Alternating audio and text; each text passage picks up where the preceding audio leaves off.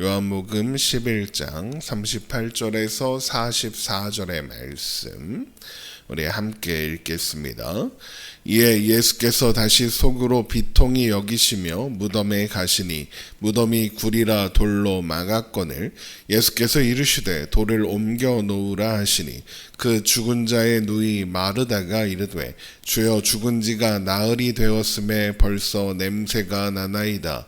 예수께서 이르시되 내 말이 내가 믿으면 하나님의 영광을 보리라 하지 아니하였느냐 하시니 돌을 옮겨 놓으니 예수께서 눈을 들어 우러러 보시고 이르시되 아버지여 내 말을 들으신 것을 감사하나이다. 항상 내 말을 들으시는 줄을 내가 알았나이다.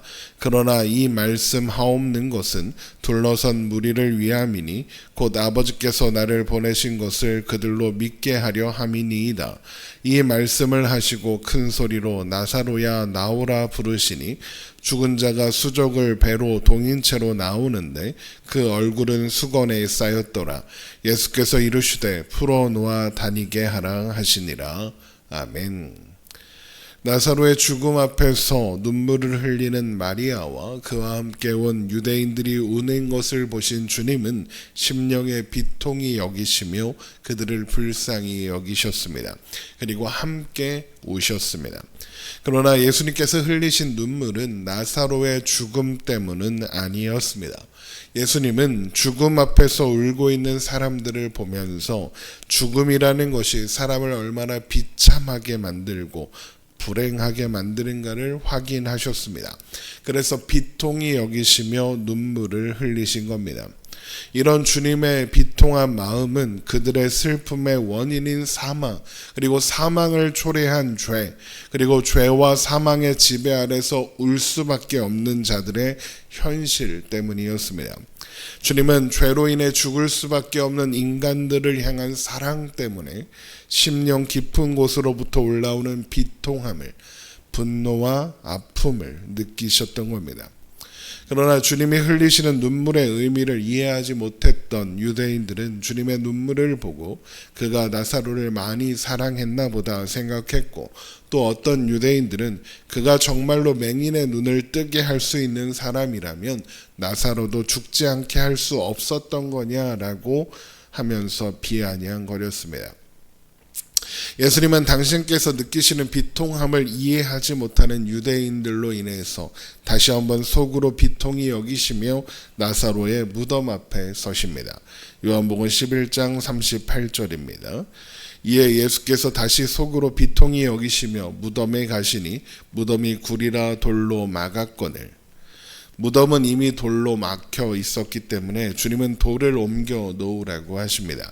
그러자 마르다가 이미 죽은 지 나흘이나 지나서 시신이 썩고 있고 그래서 냄새가 나기 시작했다며 만류합니다. 요한복음 11장 39절입니다.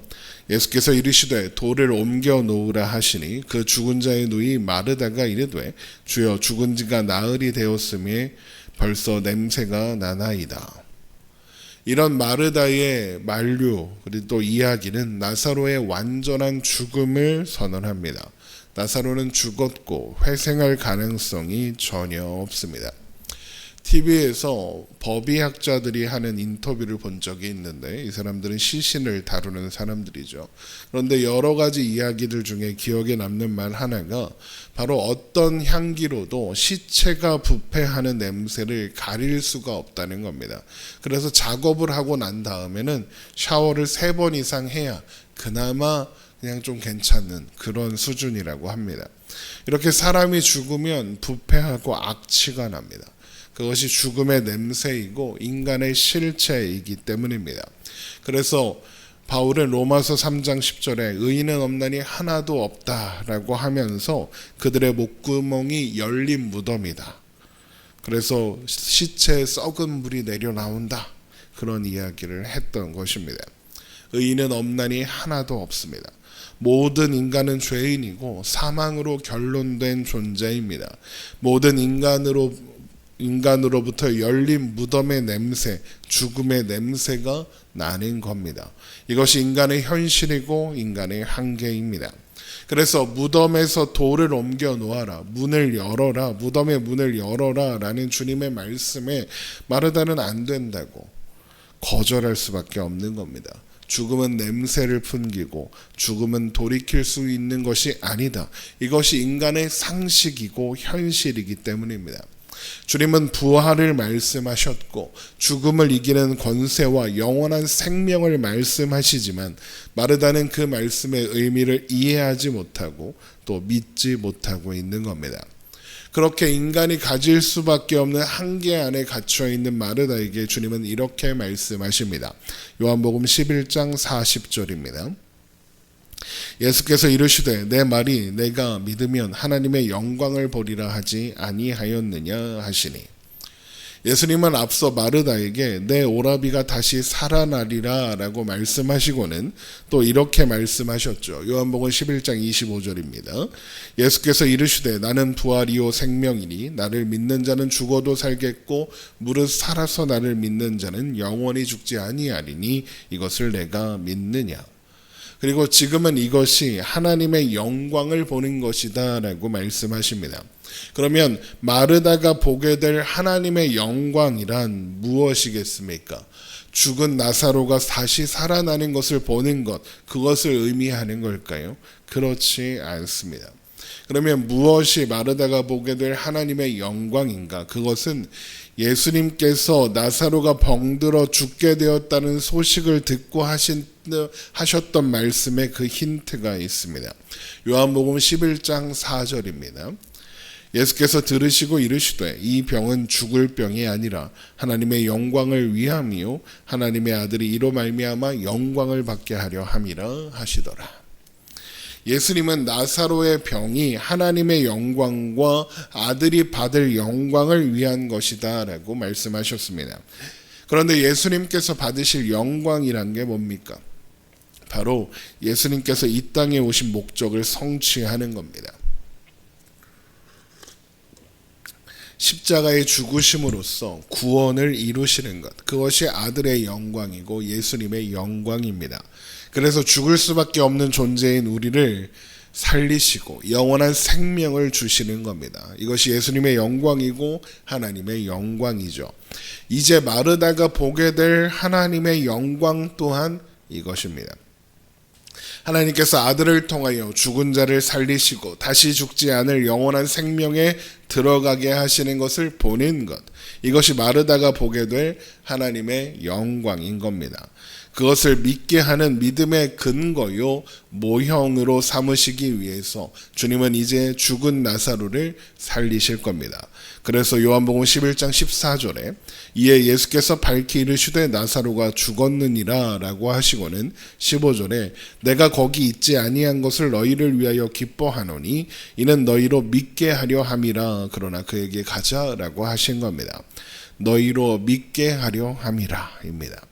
나사로의 죽음과 부활이 예수님께서 이루실 구원, 곧 하나님의 영광을 믿는 믿음의 근거요 모형이 된다는 겁니다. 그래서 예수님은 마르다에게 내 말이 네가 믿으면 하나님의 영광을 보리라 하지 아니하였느냐라고 말씀하신 겁니다. 예수님께서 마르다에게 보리라 라고 말씀하신 하나님의 영광이 단순히 죽은 나사로가 살아나는 것이었으면 내가 믿으면 이라고 하신 것은 이상한 겁니다. 왜냐하면 예수님은 마르다의 한계를 알고 계시기 때문에 그렇습니다. 마르다는 이제 일어날 일을 전혀 예상하지 못하고 있습니다.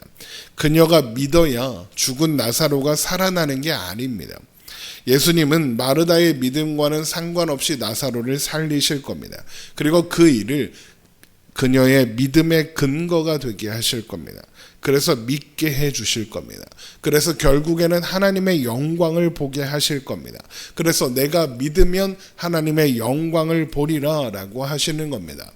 나사로가 다시 살아나는 이 사건이 마르다의 믿음의 근거가 되어 그로 하여금 예수님을 믿고 예수님께서 이루실 하나님의 영광을 보게 하실 거니까요.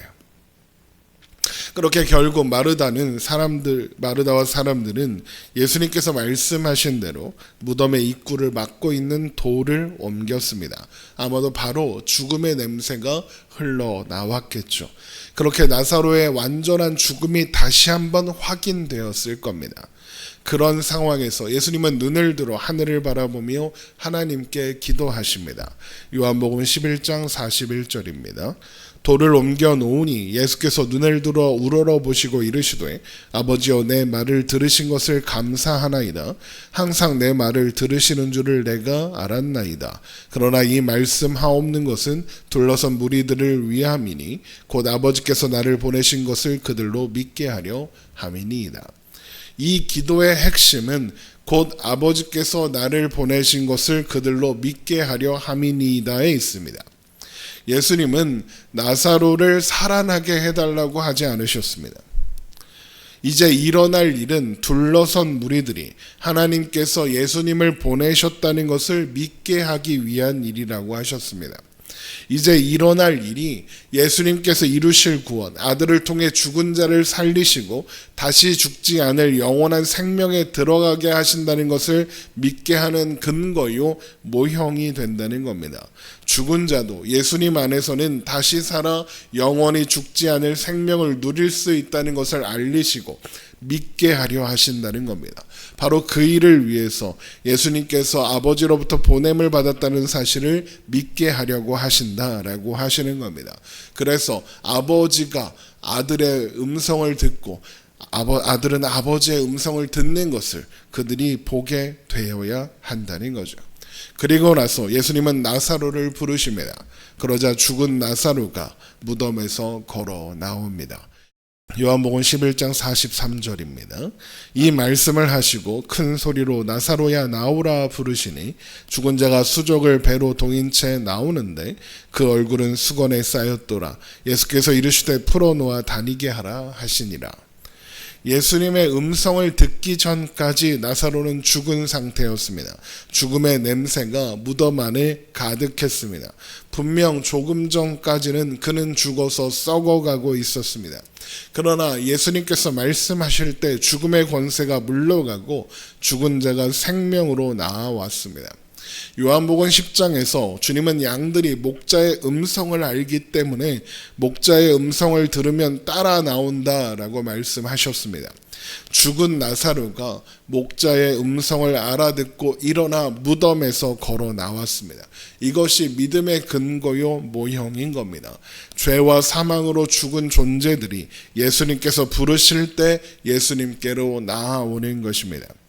예수님의 말씀에 죄와 사망의 권세가 사라지고 그래서 모든 믿는 자들이 영원한 생명으로 나아오게 되는 겁니다.